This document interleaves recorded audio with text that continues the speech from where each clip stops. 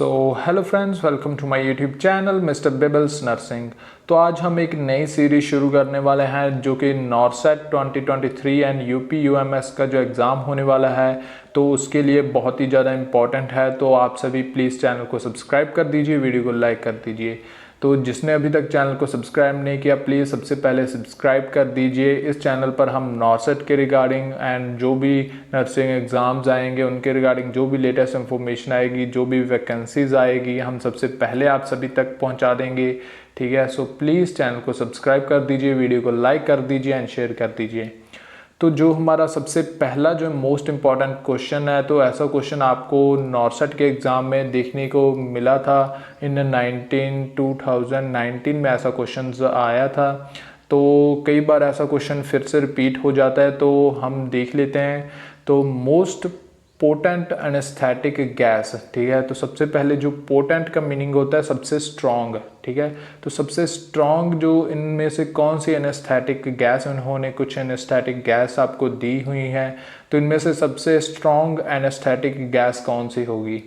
तो सबसे पहले उन्होंने दिया हुआ है सेवोफ्लुरेन, एंड देन उन्होंने दिया हुआ है बी ऑप्शन पर आइसोफ्लुरेन, एंड सी ऑप्शन पर डेसफ्लुरेन, एंड डी ऑप्शन पर एनफ्लुरेन। तो इन 4 ऑप्शंस में से सबसे जो पोटेंट, सबसे स्ट्रॉन्ग एनेस्थेटिक गैस कौन सी होगी। तो ऐसा क्वेश्चन आपको नॉरसेट 2023 में देखने को मिल सकता है। तो आप सभी अभी से इसकी तैयारी शुरू कर दें। तो कौन सा इनमें से सबसे पोटेंट, सबसे स्ट्रॉन्ग जो एनेस्थेटिक गैस होगी कौन सी होगी, ठीक है। तो जिनको ये आता है तो आप सभी कमेंट कीजिए, एंड जिनको नहीं आता मैं बता देता हूँ। तो सबसे जो पोटेंट गैस होती है, हम 2 गैसेस के बारे में आपको बताएंगे, पोटेंट एंड जो पंजेंट, ठीक है। पंजेंट मींस जो सबसे स्मेली गैस होती है, ठीक है। तो उसके बारे में हम आपको बताएंगे, एंड जो पोटेंट, जो सबसे स्ट्रॉन्ग रहती है, उसके बारे में भी बताएंगे। तो सबसे जो पोटेंट होती है, ठीक है, वो है इन 4 ऑप्शंस में से। अगर आपको ऐसे 4 ऑप्शंस देखने को मिल गए एग्जाम में, तो जो सबसे पोटेंट गैस होती है, सबसे स्ट्रॉन्ग गैस होती है, वो होती है आइसोफ्लुरेन, ठीक है। एंड अगर आपको ये क्वेश्चन देखने को मिले किसी भी एग्ज़ाम में, नर्सिंग के एग्ज़ाम में, तो आपने आइसोफ्लुरेन पर ही टिक करना है अगर पोटेंट लिखा हुआ है, ठीक है। अगर पंजेंट लिखा हुआ है फिर मैं आपको बताऊंगा, ठीक है, एंड वो उसका भी मैं बताता हूँ। लेकिन अगर आपको पोटेंट लिखा हुआ है, ठीक है, ऊपर आप पढ़ लेना अच्छे से पहले। अगर पोटेंट लिखा हुआ है या फिर लिखा हुआ है सबसे स्ट्रॉन्ग एनेस्थेटिक गैस, तो कौन सी होगी, आइसोफ्लुरेन, ठीक है। स्टेटमेंट को ध्यान से पढ़ लेना। एंड नेक्स्ट मूव ऑन करते हैं। तो यहाँ पर देखिए, आप यहाँ पर लिखा हुआ है पंजेंट, ठीक है। अगर ये लिखा हो मोस्ट पंजेंट एनेस्थेटिक गैस, ठीक है। पंजेंट मीन्स जो सबसे ज़्यादा स्मेली गैस होती है, ठीक है, बहुत ज़्यादा स्मेली ये गैस होती है, तो ये कौन सी होगी। अगर पंजेंट एंड पोटेंट में बहुत डिफरेंस है, आप इसका ध्यान अच्छे से, इसका डिफरेंस पहले समझ लेना, ठीक है, फिर ही क्वेश्चन को सॉल्व करना। अगर वहाँ पर पोटेंट लिखा हुआ है फिर आइसोफ्लुरेन आएगा, एंड अगर यहाँ पर पंजेंट आ गया, ठीक है, पंजेंट स्मेली गैस, तो सबसे स्मेली गैस इनमें से कौन सी होगी, सेवोफ्लुरेन होगी, या फिर आइसोफ्लुरेन होगी, या फिर डेसफ्लुरेन होगी, या फिर all of these gases are equally pungent, ठीक है। तो कौन सी गैस होगी, तो आप सभी बताइए।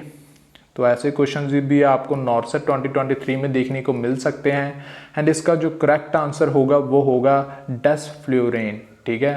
तो C option is the correct one, and इसका जो करेक्ट आंसर होगा वो होगा desflurane is the most pungent anaesthetic gas, ठीक है। तो मोस्ट पंजेंट एंड पोटेंट का ध्यान रखना है, फिर ही आपने क्वेश्चन को सॉल्व करना है। एंड मैं आपको कलर कोडिंग भी आपको समझाऊंगा। इन गैसेस की कलर कोडिंग भी कई बार आ जाती है, प्रीवियस एग्जाम में भी आई है कलर कोडिंग भी, भाई येलो कलर की जो एनेस्थेटिक गैस है उसका नाम क्या है, ठीक है। तो मैं कलर कोडिंग भी आपको समझाऊंगा। देन हम मूव करते हैं नेक्स्ट क्वेश्चन की तरफ। विच of the following is yellow coloured anaesthetic gas. तो ऐसा ही सेम टू सेम क्वेश्चन आपको नॉरसेट में प्रीवियस ईयर में आया था, एंड इस साल भी आ सकता है। येलो कलर की जगह ब्लू भी आ सकता है, ठीक है, रेड भी आ सकता है, कोई भी आ सकता है। तो आपने कलर कोडिंग के अनुसार भी जो होती हैं गैसेस, एनेस्थेटिक गैसेस हैं, वो आपने पढ़कर जानी है। मैं आप सभी को इस वीडियो में सारी की सारी जो कलर कोडिंग के अकॉर्डिंग गैसेस होती हैं वो आपको मैं समझा दूंगा, ठीक है। तो आप वीडियो में बने रहिए एंड प्लीज़ चैनल को सब्सक्राइब कर दीजिए। एंड क्या आएगा इसका आंसर, तो येलो कलर एनेस्थेटिक गैस कौन सी होती है, ठीक है। तो ऑप्शन में ऐसे ही आपको ऑप्शन मिल जाएंगे। तो क्या वो सेवोफ्लोरेन है, क्या वो आइसोफ्लोरेन है, क्या वो हैलोथेन है, क्या वो एनफ्लोरेन है, कौन सी होगी येलो कलर एनेस्थेटिक गैस। ये बहुत ही ज़्यादा इंपॉर्टेंट क्वेश्चन है एंड एनेस्थेटिक गैसेस का अगर उन्होंने पूछ लिया तो ऐसा क्वेश्चन आपको देखने को मिल सकता है नॉर्सेट में, येलो कलर एनेस्थेटिक गैस, ठीक है। तो कौन सी होगी, तो येलो कलर जो एनेस्थेटिक गैस होगी वो होगी सेवोफ्लोरेन, ठीक है। तो मैं इन तीनों का भी आपको कलर कोडिंग बताऊंगा, आप मेरे साथ बने रहिए। एंड जो येलो कलर होती है ना वो होती है सेवोफ्लोरेन। तो ऐसा क्वेश्चन आपको देखने को मिला था प्रीवियस एग्जाम में, ऐसा क्वेश्चन सेम टू सेम ऐसा क्वेश्चन आया था भी भाई येलो कलर एनेस्थेटिक गैस कौन सी होती है, एंड ऑप्शंस भी उन्होंने दिए हुए थे। एंड यहाँ पर ए ऑप्शन था सेवोफ्लोरेन, ठीक है। तो इनकी मैं सारी की सारी कलर कोडिंग आपको ये जहाँ पर मैंने बनाई हुई है तो यहाँ पर आपको दिख रही होगी, ठीक है। ऐसे ही आपको पूछ सकते हैं, यहाँ पर ये जो नाम लिखा हुआ है, ठीक है, इसको वो ब्लर कर देंगे एंड आपको पूछ लेंगे भाई ये कौन सी गैस है, ये कौन सी गैस है, ये कौन सी गैस है, ठीक है। तो आपने इन जो कलर कोडिंग के अकॉर्डिंगली आपने इन गैसेस को रिमेंबर करना है एंड पेपर के लिए प्रिपरेशन करनी है। तो सबसे पहले जो मैंने पिछली स्लाइड में बताया था आपको येलो कलर कोडिंग गैस, तो वो कौन सी थी, सेवोफ्लोरेन, ठीक है। आप सभी इसका स्क्रीनशॉट भी ले सकते हैं एंड फ्यूचर में आपने अगर नॉर्सेट का एग्ज़ाम देना है या फिर यूपीएमएस का एग्ज़ाम देना है या फिर कोई भी नर्सिंग एग्ज़ाम देना है तो उसमें ये क्वेश्चन आ सकता है, तो आप इसका स्क्रीनशॉट लेकर रख सकते हैं एंड इसको फिर से जब आप एग्ज़ाम होगा तब आप इसको देख लेना, ठीक है। तो क्या होगा इसका, आप हम सारी की सारी पढ़ लेते हैं। सेवोफ्लोरेन होती है येलो कलर की एंड आइसोफ्लोरेन होती है पर्पल कलर की एंड एनफ्लोरेन होती है ऑरेंज कलर की एंड डेस्फ्लोरेन होती है ब्लू कलर की, और या फिर यहाँ पर स्काई ब्लू भी आ जाता है, ठीक है। कई बार स्काई ब्लू भी लिखा होता है तो आपने ऐसे वहाँ पर कंफ्यूज नहीं होना, आपने उसको टिक कर देना है, ठीक है। अगर स्काई ब्लू लिखा हो तो स्काई ब्लू भी आ जाता है कई बार, तो कई बार ब्लू भी आ जाता है, ठीक है। तो यहाँ पर हेलोथेन लिखा हुआ है, हेलोथेन जो होती है वो रेड कलर की होती है, ठीक है। तो ऐसे ही आपको अगर उन्होंने ऐसी कोई उन्होंने वहाँ पर पिक दे दी, ठीक है, येलो कलर ये बॉक्स की ये जो एनेस्थेटिक गैस है, तो ऐसी उन्होंने पिक दे दी आपको, तो आपको पूछा भाई ये कौन सी गैस है, ठीक है। एंड ऑप्शन में आपको ऐसे ऑप्शन देखने को मिल जाएंगे, तो आपको वहाँ पर याद रखना है कि जो सेवोफ्लोरेन गैस होती है वो येलो कलर की होती है एंड आपने सेवोफ्लोरेन पर टिक करना है एंड ये येलो कलर की होगी। एंड वैसे ही जो सबसे इम्पॉर्टेंट मैंने बता ही दिया, जो पोटेंट गैस होती है सबसे, ठीक है, पोटेंट गैस होती है वो सबसे वो होती है आइसोफ्लोरेन। एंड वो ऐसे भी पूछ सकते हैं, ऐसे आपको दे दिए, ठीक है, उन्होंने सिलेंडर्स दे दिए इस एनेस्थेटिक गैसेस के एंड आपसे कह दिया भी भाई इनमें से सबसे पोटेंट गैस कौन सी है, तो उन्होंने जिन नीचे उन्होंने लिख दिया भी भाई पर्पल कलर वाली, ऑरेंज कलर वाली, ब्लू कलर वाली, ऐसे भी अगर उन्होंने लिख दिया तो आपने याद रखना है कि आइसोफ्लोरेन जो होती है वो पर्पल कलर में होती है, तो वो सबसे ज़्यादा पोटेंट होगी, ठीक है। एंड डेस्फ्लोरेन मैंने बता दिया जो कि सबसे पंजेंट होती है, ठीक है। जो सबसे ज़्यादा स्मेली गैस होती है वो होती है डेस्फ्लोरेन। तो आप सभी इसको अच्छे से रिमेंबर कर लेना कलर कोडिंग के अकॉर्डिंगली, ठीक है। एंड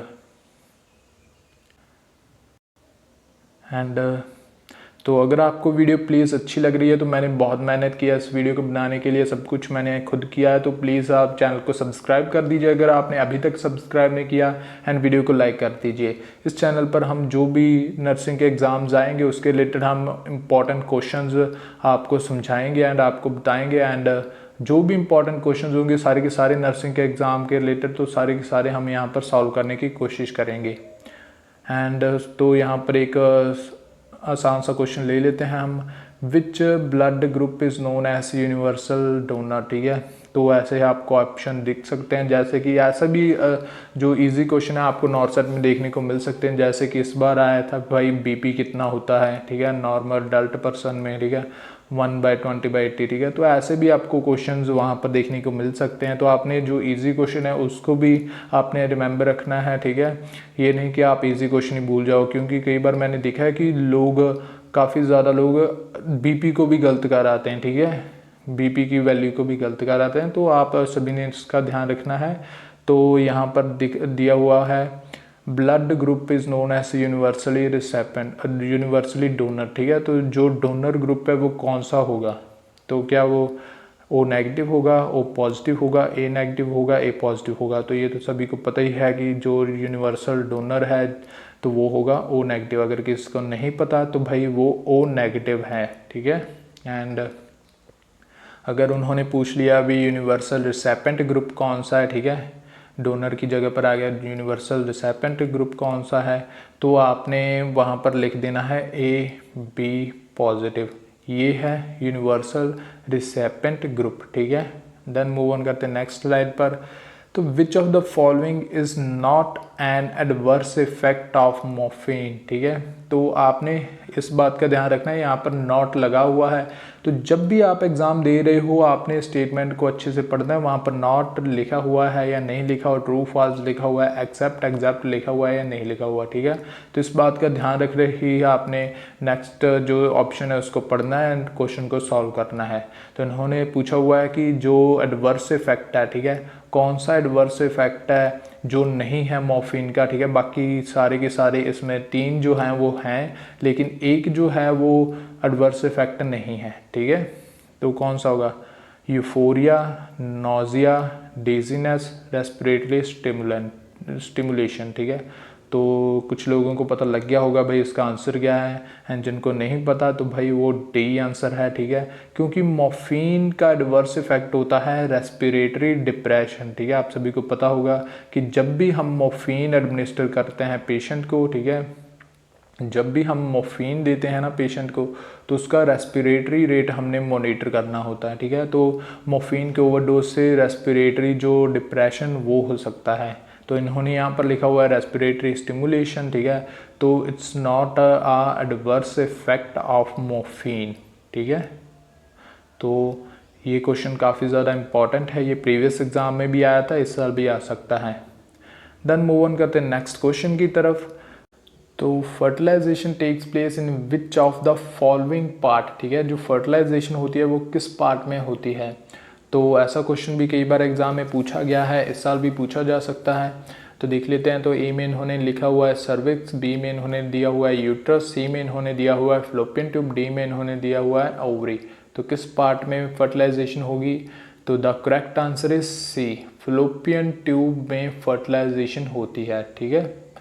देन मूव ऑन करते हैं नेक्स्ट क्वेश्चन की तरफ। Fertilisation takes place in which of the following part of fallopian tube. तो आपको ऐसा भी क्वेश्चन पूछा जा सकता है कि जो फर्टिलाइजेशन होती है, ठीक है, वो किस पार्ट में होती है फ्लोपियन ट्यूब के, ठीक है। तो फ्लोपियन ट्यूब के किस पार्ट में फर्टिलाइजेशन होती है, क्या वो एम्प्यूला में होगी, क्या वो इस्टमस में होगी, क्या वो इनफंडिबुलम में होगी, क्या वो इंट्राम्यूलर में होगी। तो ऐसे ये चार जो इन्होंने ऑप्शन दिए हुए हैं ये चारों फ्लोपियन ट्यूब के पार्ट्स हैं। तो किस पार्ट में फर्टिलाइजेशन होगी, तो जो कह रहे हैं भाई एम्प्यूला, तो ampulla is the correct answer, ठीक है। तो अगर आपको ऐसा क्वेश्चन देखने को मिल जाए कि कौन से पार्ट में फर्टिलाइजेशन होती है तो वो है एम्प्यूला, ठीक है। देन मूव ऑन करते हैं नेक्स्ट क्वेश्चन की तरफ। So which of the following is most common part of ectopic pregnancy, ठीक है। एक्टॉपिक प्रेगनेंसी होती है जो फर्टिलाइज्ड एग होता है वो outside the uterine cavity implant हो जाता है, तो उसको हम कहते हैं एक्टॉपिक प्रेगनेंसी। तो मोस्ट कॉमन पार्ट कौन सा होगा एक्टॉपिक प्रेगनेंसी का, तो क्या वो ओवरी होगा, फ्लोपियन ट्यूब होगा, या फिर सर्विक्स होगा, या फिर फंडस होगा। तो जो सबसे ज़्यादा एक्टॉपिक प्रेगनेंसी किस पार्ट में होती है वो है फ्लोपियन ट्यूब, ठीक है। तो ये भी क्वेश्चन आपको पूछा जा सकता है। विच of the following is the most common part of the ectopic pregnancy in fallopian tube. तो आपको ऐसा क्वेश्चन भी पूछा जा सकता है कि जो एक्टॉपिक प्रेगनेंसी है तो वो फ्लोपियन ट्यूब के किस पार्ट में मोस्ट कॉमन है, ठीक है। तो ऐसा क्वेश्चन भी आपको पूछा जा सकता है कि मोस्ट कॉमन पार्ट कौन सा है फ्लोपियन ट्यूब का जिसमें एक टॉपिक प्रेगनेंसी होती है, ठीक है। तो कौन सा पार्ट होगा, ये सेम वही पार्ट हैं जो प्रीवियस क्वेश्चन में पूछे गए थे, इंट्राम्यूरल इन्फंडिबुलम इस्थमस इम्प्यूला, ठीक है। तो किस पार्ट में एक टॉपिक प्रेगनेंसी मोस्ट कॉमनली होगी, तो वो है एम्प्यूला। तो सेम ही क्वेश्चन है अभी फर्टिलाइजेशन भी एम्प्यूला में होती है and most common part of एक टॉपिक प्रेगनेंसी भी एम्प्यूला में होती है। अभी जहाँ पर ही फर्टिलाइजेशन हुई, ठीक है, वहाँ पर ही वो जो एग है, फर्टिलाइज्ड एग है, वो वहाँ पर ही अटैच होकर ग्रो करने लग गया, ठीक है। तो जो most common part of the topic pregnancy है वो है एम्प्यूला। ये मैंने इसलिए 4 क्वेश्चंस जो थे ये साथ ही साथ पूछ लिए कि आपको जब एग्ज़ाम हो तो आपको रिमेंबर रहे कि जो फर्टिलाइजेशन होती है मोस्ट कॉमन पार्ट होता है वो एम्प्यूला होता है फ्लोपियन ट्यूब का। अगर उन्होंने ऐसे पूछ लिया कि cervix, fallopian tube and uterus का पूछ लिया, फिर आपने फ्लोपियन ट्यूब लगाना है। अगर उन्होंने पूछ लिया कि फ्लोपियन ट्यूब का कौन सा पार्ट है, फिर आपने एम्प्यूला लगाना है। एंड अगर उन्होंने पूछ लिया कि टॉपिक प्रेगनेंसी जो मोस्ट कॉमनली होती है वो किस पार्ट में होती है फ्लोपियन ट्यूब के, तो वो है एम्प्यूला, ठीक है। तो आपने इन 4 क्वेश्चंस को अच्छे से पढ़ लेना है, इनसे कई बार क्वेश्चन पूछा जा चुका है एंड इस साल भी आ सकता है। तो कई जो स्टूडेंट हैं वो इन पार्ट्स को मिस कर जाते हैं। सो ये क्वेश्चन बहुत इम्पॉर्टेंट है, ये प्रीवियस 2022 एग्ज़ाम में पूछा गया था, ठीक है। तो इस साल भी देखते हैं कि पूछते हैं या नहीं पूछते, ठीक है। बहुत ही ज़्यादा इंपॉर्टेंट क्वेश्चन है, आप सभी से भी पढ़ लें। World patient safety day is celebrated on, ठीक है। जो वर्ल्ड पेशेंट सेफ्टी डे है वो किस डेट को सेलिब्रेट किया जाता है, ठीक है। तो जिनको पता है भाई वो कमेंट करें, तो जिनको नहीं पता तो उनको मैं बता देता हूँ कि world patient day safety day कब सेलिब्रेट होता है। तो सेम टू सेम वही स्टेटमेंट मैंने यहाँ पर डाली है जो 2022 एग्ज़ाम में आई थी, ठीक है। तो सेम ही 2022 में अगर आपने एग्ज़ाम दिया होता तो आपको पता होता कि भाई ये स्टेटमेंट आई थी। एंड अगर आप कोई भी एग्ज़ाम देने जा रहे हो ना, जैसे कि सितंबर में एग्ज़ाम है, तो आप सितंबर के जो नज़दीक जो डेज़ आते हैं, इंपॉर्टेंट डेज़ आते हैं, तो उनको ज़रूर उनको पढ़कर जाया करो, क्योंकि उनमें से ही कई बार वो जो इंपॉर्टेंट डेट्स हैं वो पूछ लेते हैं, ठीक है। तो जैसे कि इन्होंने प्रीवियस ईयर पूछा था कि वर्ल्ड पेशेंट सेफ्टी डे कब होगा, तो कब होगा भाई इन 4 में से। तो जो सबसे पेशेंट सेफ्टी डे सेलिब्रेट कब होता है वो होता है 17 सितंबर, ठीक है। इसको याद करने का यही तरीका है कि आपका जो शायद एग्ज़ाम भी वो 17 को ही हो जाए, ठीक है। एंड उसी दिन जो वर्ल्ड पेशेंट सेफ्टी डे होगा, ठीक है, 17 सितंबर को वर्ल्ड पेशेंट सेफ्टी डे होता है। तो एक ये भी क्वेश्चन इसमें से बन सकता है कि वर्ल्ड जो पेशेंट सेफ्टी डे है ये भी शायद आपको बन सकता है, अगर आपको 17 को एग्ज़ाम हुआ तो शायद ये पूछ सकते हैं। तो world patient safety day which is marked every year on 17 September was established by 72 world health assembly in May 2019, ठीक है। तो आपको ये भी पूछ सकते हैं कि कौन सी असेंबली थी, ठीक है, कौन सी हेल्थ असेंबली की ये डेट होती हैं, 71 थी या फिर 72 थी या फिर 73 थी।